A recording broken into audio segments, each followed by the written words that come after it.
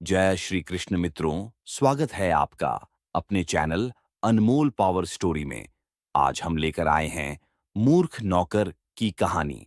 अगर आपको हमारी यह कहानी पसंद आए तो कृपया वीडियो को लाइक करके चैनल को सब्सक्राइब करें और बेल आइकन को जरूर दबाएं। तो चलिए दोस्तों, कहानी की तरफ बढ़ते हैं। धूप अपने पूरे जोश में थी और गांव की गलियों में बच्चों की चहल पहल, बड़ों की हंसी और औरतों की चुहलबाजी गूंज रही थी। इन सब के बीच अगर कोई सबसे ज्यादा चर्चाओं में था तो वो था भोला, ठाकुर अर्जुन सिंह का नौकर। गांव का हर बच्चा, हर बुजुर्ग, यहां तक कि पालतू जानवर तक शायद उसके नाम से वाकिफ थे। पर वजह क्या थी? उसकी मूर्खता। भोला करीब 30 बरस का लंबा सा आदमी था, पर चेहरे पर ऐसी मासूमियत कि पहली नजर में लगता ये कोई बड़ा संत होगा। पर जैसे ही वह मुंह खोलता, लोगों की हंसी छूट जाती। एक दिन ठाकुर ने उससे कहा, भोला, जाकर पंडित जी को कह आओ कि आज दोपहर को भोज है। भोला पंडित के घर गया और बोला, पंडित जी, ठाकुर कह रहे हैं कि आज दोपहर में आपकी शादी है, बारात जरूर लाना। पंडित जी भौचक्के रह गए और ठाकुर को खबर पहुंची तो पूरा गांव हंसी से लोटपोट हो गया। ऐसी न जाने कितनी घटनाएं थीं। कभी वो गोबर को मिठाई समझकर उठा लाता, कभी मुर्गियों को दूध देने की कोशिश करता। ठाकुर की पत्नी रमा देवी तो अक्सर कहती, इस बार इसे निकाल ही दो, ये नौकर नहीं, मुसीबत है। पर ठाकुर कुछ कहे बिना मुस्कुरा देते, मानो भोला की कोई बात उन्हें भीतर से छूती हो। एक दिन गांव में चोरी हो गई। बंसीराम सेठ के घर से रात में चांदी के बर्तन गायब हुए। हड़कंप मच गया। सबको शक हुआ बाहर वालों पर भोला ने चुपचाप आकर ठाकुर से कहा, मालिक, एक बात कहूं, बुरा मत मानिएगा। सेठ के घर का दरवाजा रात में बंद होता है, फिर चोर कैसे गया होगा? ठाकुर ने सिर हिलाया। बोल, फिर क्या सोच रहा है? भोला बोला, मैंने कल देखा था कि सेठ का बेटा बहुत परेशान था और उसने बगीचे की मिट्टी में कुछ दबाया था। ठाकुर ने पुलिस बुलाकर बगीचा खुदवाया और सचमुच सारे बर्तन वहीं मिले। गांव चकित रह गया। लोग अब उसके लिए मूर्ख शब्द का प्रयोग करते हुए हिचकिचाने लगे। कभी कभी मूर्खता भी मासूमियत के पीछे की चतुराई होती है, ठाकुर ने कहा। पर लोगों की आदतें जल्दी नहीं बदलती। भोला फिर किसी न किसी छोटी बेवकूफी से गांव की हंसी का पात्र बन जाता।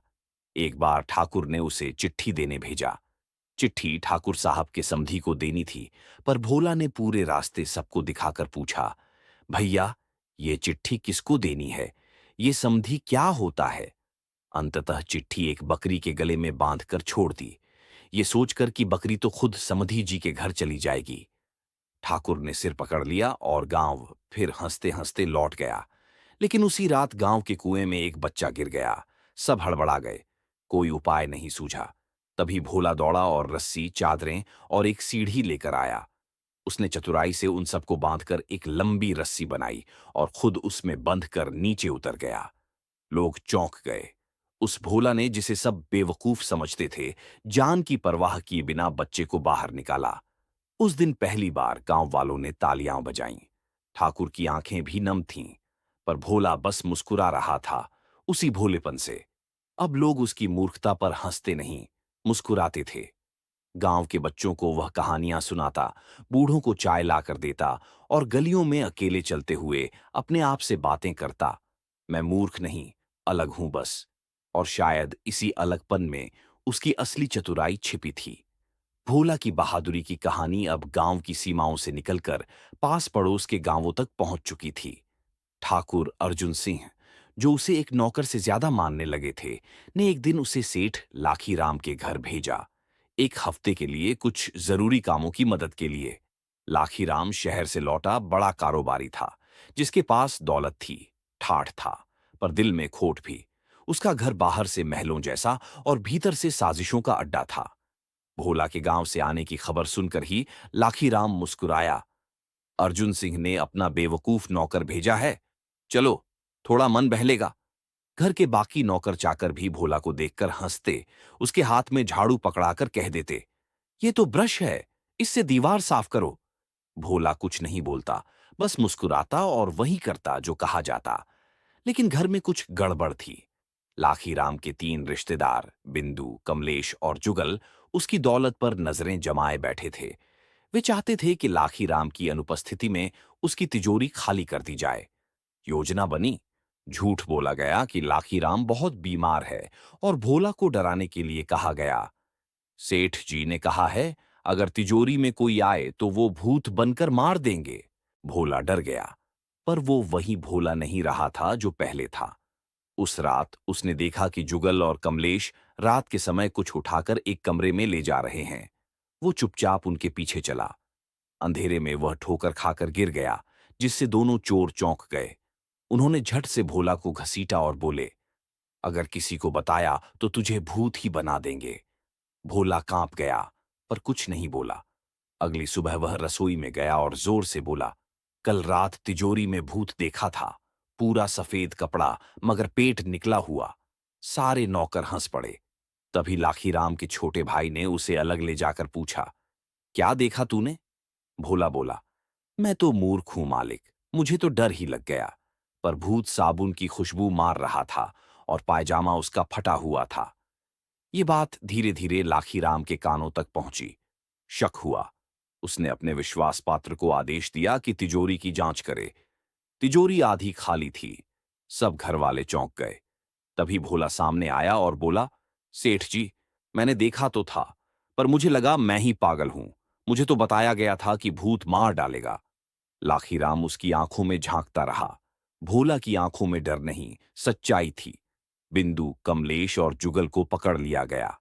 लाखीराम को यकीन नहीं हो रहा था कि यह वही भोला था जिसकी मूर्खता के किस्से उसने सुन रखे थे। उसने भोला को पास बुलाया और कहा, बोलो भोला, इनाम क्या चाहिए? भोला बोला, मालिक, इनाम मत दीजिए, बस आप मुझे मूर्ख मत समझिए। लाखीराम कुछ देर तक चुप रहा, फिर जोर से हंस पड़ा। वह हंसी पहली बार भोला की बेइज्जती नहीं, उसकी चतुराई पर थी। गांव लौटते वक्त ठाकुर अर्जुन सिंह ने जब सब सुना तो बोले, भोला, अब तू सिर्फ नौकर नहीं रहा, तू अनुभव से बड़ा आदमी बन गया है। भोला वही भोला था, पर अब उसके भोलेपन में छिपी चतुराई सबकी नजरों में आने लगी थी। गांव में सावन का महीना आया था और मंदिर की चौखट से लेकर ठाकुर साहब के दरवाजे तक हर कोने में त्योहार की तैयारी जोरों पर थी।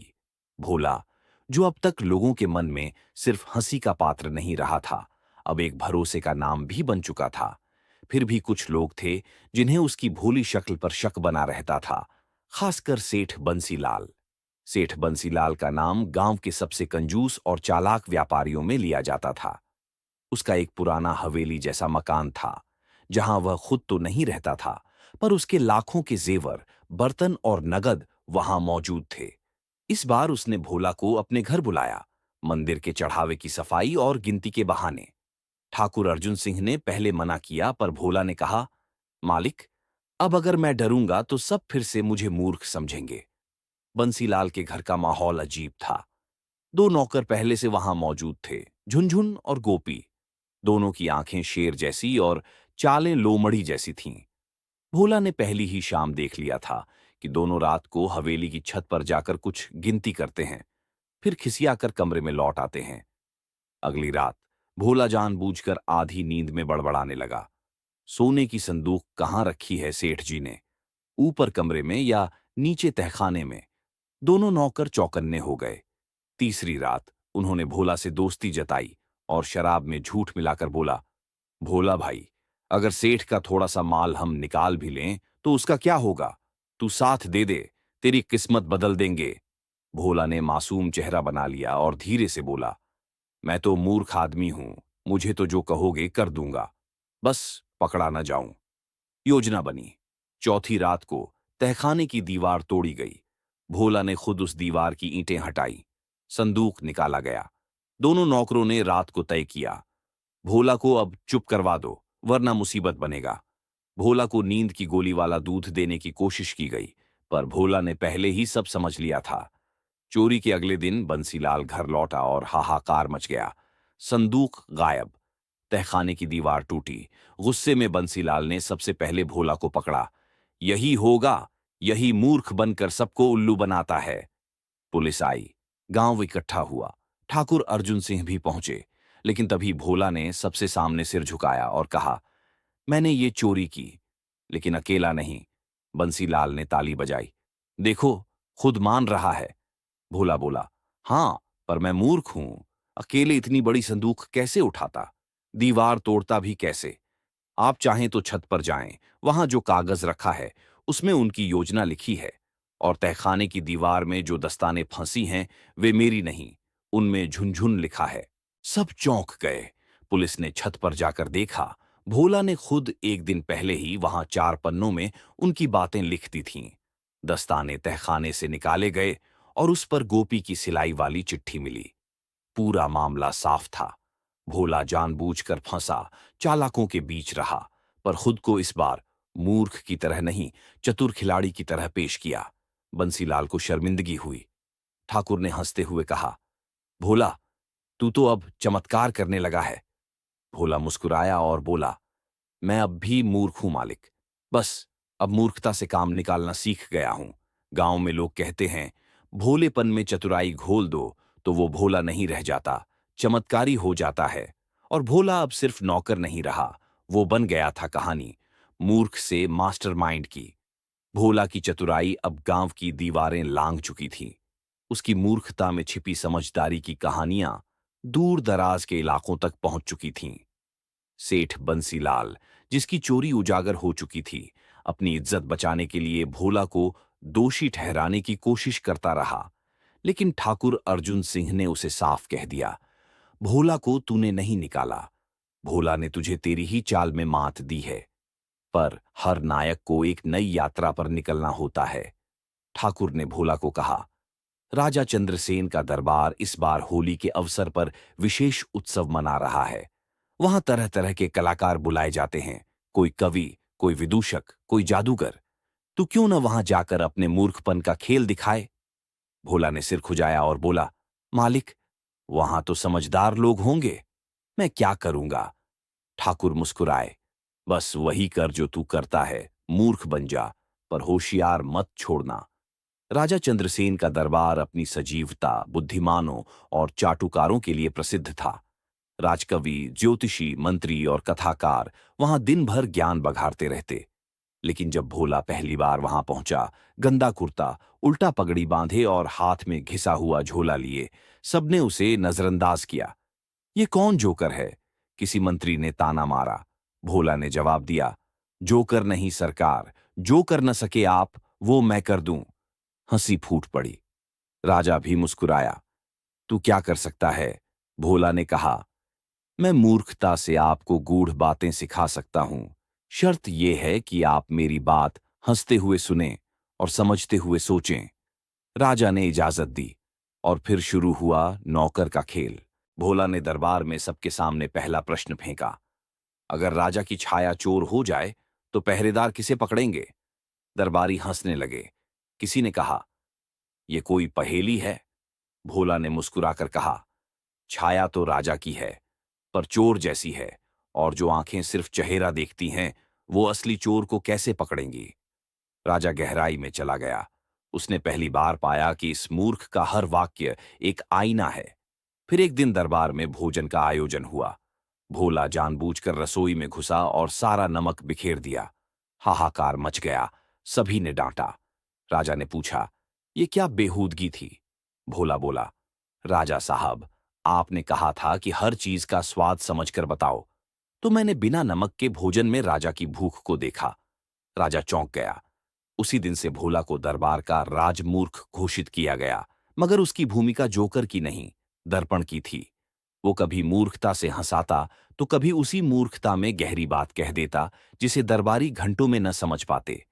कभी वो कहता, राजा की तलवार तेज हो या ना हो, राजा की नजर तेज होनी चाहिए।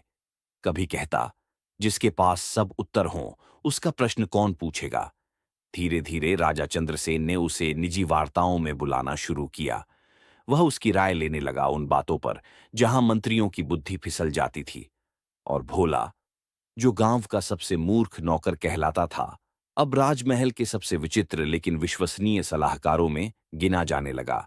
लोग अब कहते, राजा के दरबार में एक मूर्ख है जो सब कुछ जानता है, पर जानने की बात तब कहता है जब कोई सुनने की हिम्मत रखता है।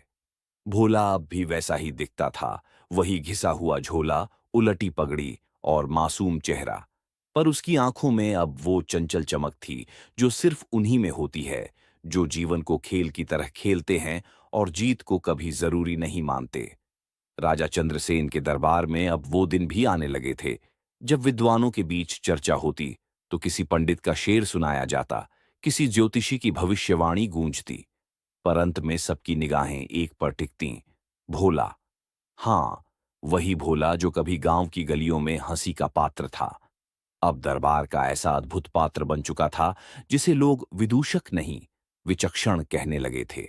एक दिन दरबार में मशहूर विद्वान पंडित श्रीवास्तव पहुंचे, जिनका दावा था कि वे वेद पुराण से लेकर तर्कशास्त्र तक में निष्णात हैं।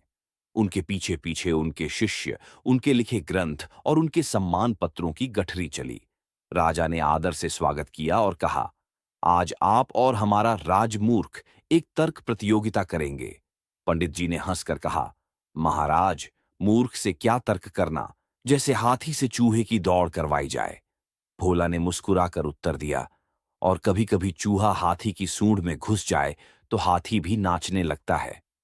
दरबार में हंसी गूंजी, पर पंडित श्रीवास्तव का चेहरा सख्त हो गया। तर्क प्रतियोगिता शुरू हुई। पहला प्रश्न पंडित का था, जिसे देख न सको, सुन न सको, फिर भी मानो, वो क्या? भोला बोला, आंखें बंद करो तो ईश्वर और खोलो तो सत्य। दूसरा प्रश्न भोला का था, जिसके पीछे सब भागते हैं और जो खुद कभी भागता नहीं, वो क्या? पंडित बोले, धन। भोला बोला, नहीं, समय। धन भागता है, समय बस निकलता है। राजा सहित पूरा दरबार सन्न। पंडित चैंप गए। फिर आए मंत्री देवव्रत, चालाक, मक्कार और दरबार के सबसे पुराने मंत्री। उन्होंने राजा से कहा, महाराज, ये भोला अब दरबार की नीतियों में हस्तक्षेप करने लगा है। एक दिन ये मूर्ख हमें सबको मूर्ख बना देगा। राजा ने कहा, तो फिर नीति पर बहस हो जाए। मंत्री बोले, मान लीजिए प्रजा भूखी है, लेकिन राज्य में खजाना खाली नहीं।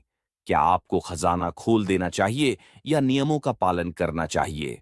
भोला ने सिर खुजलाया और बोला, अगर नाव डूब रही हो तो नाविक नियम नहीं पढ़ता, डोलची से पानी निकालता है। राजा हंस पड़े। मंत्री चुप।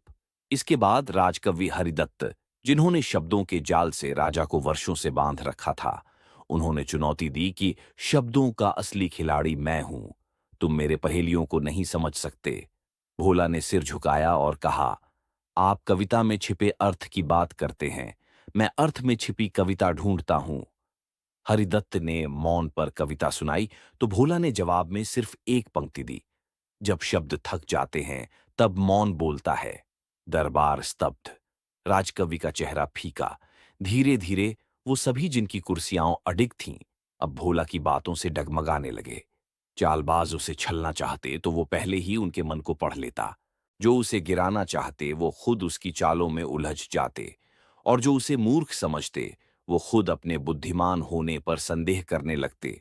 राजा ने एक दिन दरबार के बीच घोषणा की, आज से इस दरबार में कोई पद बड़ा नहीं होगा जब तक उस पर भोला की बुद्धि की छाया न हो।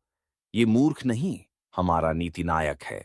भोला मुस्कुरा दिया, फिर बोला, मैं अब भी मूर्ख हूं राजन, बस फर्क इतना है कि पहले लोग मेरी बात पर हंसते थे, अब मेरी हंसी में बात ढूंढते हैं।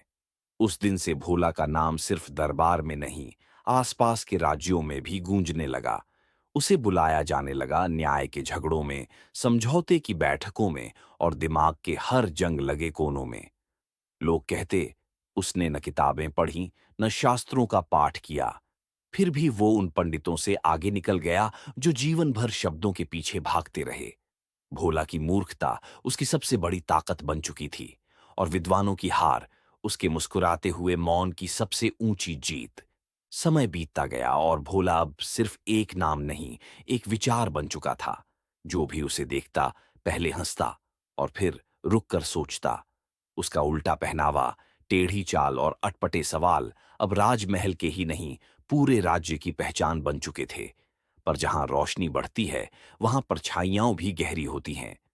राजा चंद्रसेन बूढ़े हो चुके थे और सिंहासन के वारिस का प्रश्न दरबार की दीवारों में गूंजने लगा था। राजा के दो पुत्र थे, युवराज रघुवीर, जो नीतियों में पारंगत थे, और राजकुमार मुरारी, जो कूटनीति और सत्ता के खेल में माहिर था। मुरारी के पीछे दरबार के कई चालाक मंत्री, धनलोलुप व्यापारी और पर्दे के पीछे षड्यंत्र बुनने वाले लोग थे। वे सब चाहते थे कि भोला को किसी तरह हटाया जाए, क्योंकि जब तक वो था कोई भी जाल ज्यादा देर तक टिका नहीं रह सकता था। एक दिन मुरारी ने गुप्त सभा बुलाई। योजना बनी, राजा को झर देकर मारना और सारा दोष भोला पर डालना। सबको पता था कि भोला रसोई में आता जाता रहता है और उसकी हरकतों को पहले ही मूर्खता समझा जाता है। राजा के भोजन में जहर मिलाया गया, लेकिन उस दिन रसोई में एक छोटी सी गड़बड़ी हुई। लौटे का ढक्कन गायब था और किसी ने उसमें भोला का पुराना झोला रख दिया था। झोला जो उसने कभी फेंका नहीं था, उसमें एक पुड़िया मिली, वही पुड़िया जिसमें जहर छिपाया गया था। शोर मच गया। दरबार में सभी ने अंगुली भोला पर उठा दी। मुरारी चीखा, मैं कहता था ये नौकर भले ही दिखावे में अच्छा हो, पर है तो गांव का मूर्ख, इससे ज्यादा उम्मीद ही क्या। भोला चुप रहा। उसने सिर्फ इतना कहा, महाराज, मैं जानता हूं कि मूर्खता में अक्सर बुद्धि छिपी होती है, पर आज अगर मुझे सच बताने का मौका मिले तो मैं सब दिखा सकता हूं। राजा ने उसे अनुमति दी। भोला ने दरबार के बीच एक पुराना खेल खेला, चुप रहो या सच कहो। उसने दरबार में एक एक कर सभी मंत्रियों और मुरारी को कहा, जो निर्दोष है वो मेरी आंखों में देखे और बोले, मैं निर्दोष हूं। मुरारी समेत कई दरबारी चुप रहे। फिर भोला बोला, महाराज, आज मैं वही करता हूं जो एक मूर्ख ही कर सकता है। उसने राजा का झूठा भोजन उठाया और खुद खाने लगा। दरबार में सन्नाटा। सब चीखने लगे, भोला मत खाओ, उसमें जहर है। भोला मुस्कुराया, फिर तो जिसने जहर डाला वो यही चाहेगा कि मैं मर जाऊं। पर मुझे पता था कि जहर असली भोजन में नहीं, राजा के प्याले में है, जिसे मैंने पहले ही बदल दिया था। राजा चौंके, तो तुझे पहले से सब पता था? भोला ने सिर झुकाया। हाँ राजन, उस दिन रसोई में जो लौटा था उसका ढक्कन गायब था, जो कभी नहीं होता। और वो पूड़िया जो मेरे झोले में मिली, उसमें मेरी नहीं, मुरारी के कक्ष की सुगंध थी। मुरारी बौखला गया, पर साक्ष्य सामने थे। रसोई का सेवक भी डर के मारे बोल पड़ा, माफ करना, सब मुरारी ने कहा था। मैंने जहर मिलाया था। मुझे सोने की गिन्नियां दी गई थीं। राजा की आंखें भर आईं। उन्होंने मुरारी को बंदी बना लिया और फिर बोले, भोला, तू सच में मूर्ख है, पर उस तरह का मूर्ख जिसकी एक एक चाल में सैकड़ों चतुराइयां छिपी हैं। भोला मुस्कुराया, महाराज, मैं जानता हूं कि इस दुनिया में सब समझदार होने की कोशिश करते हैं, लेकिन कभी-कभी मूर्ख दिखना ही सबसे समझदारी होती है, क्योंकि तब लोग अपनी चाल दिखा देते हैं और मैं अपनी चाल बदल देता हूं। राजा ने उसे गले लगा लिया। आज से तू सिर्फ राजमूर्ख नहीं, इस राज्य का संरक्षक भी है। तू बुद्धि के सिंहासन का सच्चा हकदार है। और उस दिन इतिहास ने पहली बार लिखा, एक मूर्ख ने साजिशों को हराया, विद्वानों को झुकाया और साबित किया, जहां सब चतुर बनना चाहे, वहां एक सच्चा मूर्ख ही सबसे बड़ी बुद्धि हो सकता है। अगर आपको यह कहानी पसंद आई हो तो इसे लाइक और शेयर करें। हमारे चैनल अनमोल पावर स्टोरी को सब्सक्राइब करना ना भूलें और बेल आइकन को दबाएं, ताकि आपको हमारी सभी नई कहानियों की जानकारी मिल सके। धन्यवाद। फिर मिलेंगे एक नई रोचक कहानी के साथ। जय श्री कृष्णा।